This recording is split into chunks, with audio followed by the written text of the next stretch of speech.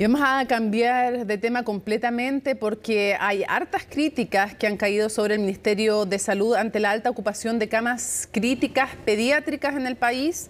Queremos conversar sobre esta situación sanitaria con el ex subsecretario de Redes Asistenciales, pero además decano de la Facultad de Ciencias de la Salud de la Universidad Autónoma, me refiero a Luis Castillo. Muchísimas gracias por estar con nosotros. Buenas noches, un gusto estar nuevamente con usted. Aquí hay dos temas que podríamos tratar, el tema general de la situación ahora, pero también quiero comenzar con lo que a mí me parece más importante, porque no nos podemos acostumbrar a que sea un número, a que sea un caso, ¿no? Esta pequeña que falleció teniendo una complicación severa por un virus sincicial, tenía solo 2 meses. Yo quiero preguntarle cómo vio usted en general este caso y lo que ha provocado además. Bueno, fue extraordinariamente doloroso saber de que por un retraso o dificultades o déficit de cama, este lactante de 2 meses termina finalmente fallecido. Vaya mi solidaridad a sus padres, que lo deben estar sufriendo todo en estos momentos. Dicho eso, creo que efectivamente no se puede transformar esto en un número y no reconocer, ni mirar, ni estudiar, ni analizar lo que ha sucedido con profundidad y con detalle. Y creo que hay algunas cosas que efectivamente se pueden mejorar. Y varias, pasando desde medidas generales preventivas, como la tasa de vacunación, la inmunización, la adecuación de uso de mascarilla, de lavado de manos, pasando por una muy buena comunicación de riesgo y a nivel de organización de la campaña de invierno, mover de una manera distinta, pero mucho más potente algunos aspectos que lo podemos conversar. Sí, le voy a preguntar de eso, pero antes de ir a las medidas, quisiera también consultarle por las palabras de la ministra de Salud. La ministra de Salud obviamente que lamentó esto. Yo me imagino que a ella le duele igual como debiera doler a todos en el país. Y ella dijo que la verdad es que era un cuadro muy grave en el caso de esta niña y que aunque hubiese habido posibilidad de un traslado, era difícil que hubiera sobrevivido. Y esto generó hartas críticas. ¿Cuál es su reacción? Yo creo que fue un comentario poco empático, carente probablemente de las circunstancias que está viviendo esta familia, está viviendo la ciudad de San Antonio. Creo que probablemente hay mejores maneras de expresarse frente a una dificultad de este tema, sobre todo cuando hay casos tan complejos como este, tan graves, que teniendo los elementos necesarios, aun cuando reciban atención, si llegan a fallecer, probablemente la sensación de ayuda es mucho mejor y es mucho mayor de la sensación o la percepción de abandono, que creo que es lo que cunde en la familia propiamente tal. Yo creo que ahí la ministra debe mejorar el lenguaje de comunicación y ser mucho más empática con sus pacientes, con sus beneficiarios del sector público también. ¿Es equivocado si uno como ciudadano dice, probablemente es cierto que con una cama a disposición hubiera sido muy difícil que esta menor se salvara, pero sin la cama es imposible? O sea, dicho de una manera, un lactante de esta gravedad, sin estar en una cama de cuidado intensivo, bajo cuidado especializado, con esa gravedad que tiene, la mortalidad es 100%. Con cama, bajo tratamiento especializado, la mortalidad baja, no es 100%. Hay una oportunidad de trabajar con ella para poder salvarle su vida. Y esa pura oportunidad para la familia ya hace una tremenda diferencia, ¿no? Yo hablo de cama porque la cama especializada está íntimamente ligada a un equipo especializado. En el fondo, sin un equipo especializado, lógico. Entendido cama como el equipo, además del la tecnología, todo eso. Los médicos, las enfermeras. Sin eso, la mortalidad es 100%. Cuando se nos dice que hay un 92% de ocupación de camas críticas pediátricas, uno podría decir, bueno, un 8% no está tan mal, ¿no?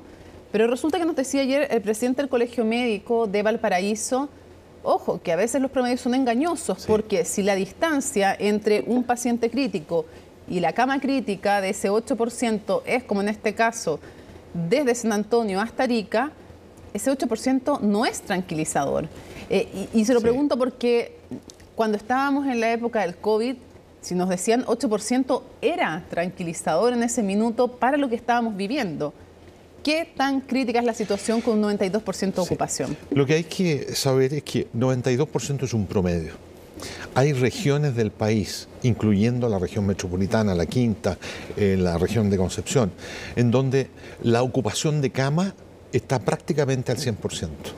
Y que el promedio se baja porque hay regiones donde la ocupación de camas críticas es bajo el 90%, sí, claro, es bajo el 85%. Por lo tanto, 92%, cuando uno analiza estas regiones donde vive la mayor cantidad de población, la ocupación de cama no es 92, es un 96, es un 98, es cama caliente. Sale uno y entra otro. Por lo tanto, bajo esa perspectiva, tener un traslado a 2000 y tantos kilómetros, un enfermo y un paciente crítico complejo de esta envergadura, creo que el esfuerzo hay que profundizarlo en buscar en la región o en las regiones más aledañas, más cercanas, camas de aquellos casos complejos. Entiendo bien si usted lo que nos está diciendo es que hay que, junto con buscar un promedio aceptable, hay que buscar que la distancia entre el lugar donde no hay cama crítica y donde sí hay también sea aceptable, la distancia máxima, digamos. Claro, porque se trata de San Antonio. O sea, juntar las dos cosas. Claro, se trata de San Antonio. El traslado no es directo. Hay que venir a Santiago, de acá. Son enfermos tan complejos que de repente no resisten el traslado por la falta de oxígeno y porque no hay un respirador adecuado para trasladar. Lo que yo trato de transmitir es que la unidad de gestión centralizada del Ministerio recibe la información sobre la disponibilidad de cama en diferentes regiones. Y hay regiones, y hay unidades, y hay hospitales que informan 100% de ocupación. Pero ese 100% de ocupación que está en los informes, alguien tiene que corroborar que efectivamente sea 100%. Pero probablemente uno al visitar los hospitales de ese 100% de ocupación habrá uno, dos casos que a lo mejor están menos complejos y pueden ser trasladados a una unidad aledaña de menor complejidad y abrir dos espacios. ¿Y usted se encontró con casos así claro cuando era subsecretario de redes asistenciales? Nosotros en el pasado, cuando a mí me hablaban de 100% de ocupación, yo decía, momento, 100% de ocupación lo veo con mis ojos. Iba al hospital y la gran mayoría de las veces terminaba extrayendo de esa unidad pacientes a una unidad del lado o cercana de menor complejidad y abría los cupos para que ingresaran enfermos más graves. ¿Cuál es su opinión sobre la gestión que ha llevado en esta emergencia? El subsecretario Reyes detalló una enorme cantidad de medidas, yo le cito solamente algunas: acelerar la habilitación de más camas, redistribuir a los pacientes adultos y pediátricos dentro de la red asistencial, camas de adultos reconvertirlas a infantiles. Dijo que habían pedido también, cuando estuvo acá hace algunas semanas, dijo que le habían, como estaban en decreto de alerta sanitaria, que le habían ordenado, no pedido, que usted se puede con este sistema integrado en ciertas condiciones como alerta sanitaria, se puede ordenar al sistema privado que reconvierta, que lo habían hecho. Anunció ahora además 20% más de incremento en la reconversión. Con todo ese panorama que yo le digo y el que usted conoce 1000 veces mejor que yo, ¿cuál es su juicio respecto de en este invierno, con el aumento de virus respiratorios que hemos visto en los menores, cómo evalúa usted la gestión de camas del Ministerio de Salud? Yo creo que ha habido aquí una ausencia de dos cosas, o una menor presencia de dos aspectos. Primero, de una comunicación de riesgo adecuada. Que todo Chile sepa que hay un plan que se llama plan de invierno, pero que tenga medidas concretas en la red público-privada. Primero, que en el marco de una alerta sanitaria que existe, sepa el público y el privado que están liderados por una persona y que bajo esa perspectiva las camas críticas, pediátricas y de adultos responden a una mano. ¿Y no se sabe eso hoy día? Es que no es como obvio que el subsecretario o los subsecretarios o los ministros tienen tanta cantidad de pega que en general eso se supedita al nombramiento de un especialista que conozca el sector y que tenga seniority. Eso ha faltado. ¿Qué más ha faltado? Creo que ha faltado una comunicación de riesgo en términos de vacunación y medidas preventivas.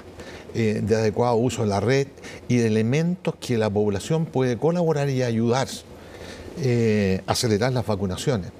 Acelerar las vacunaciones contra influenza, porque estamos viendo hoy día casos preescolares y escolares y adultos que tienen influenza A y que están ingresando a los cuidados intensivos de adultos y que muchos de ellos, algunos de ellos, están requiriendo asistencia extracorpórea por la gravedad que tienen. Los famosos ECMO, que son súper escasos y de difícil manejo. Ha aumentado en los últimos 3 semanas en forma progresivamente lenta. Para que no parezca raro, para que la gente sepa en sus casas, este es un sistema circulatorio que funciona afuera del paciente de manera tecnológica y suple el sistema cuando está complicado el de una persona. Es un pulmón externo, artificial. Claro.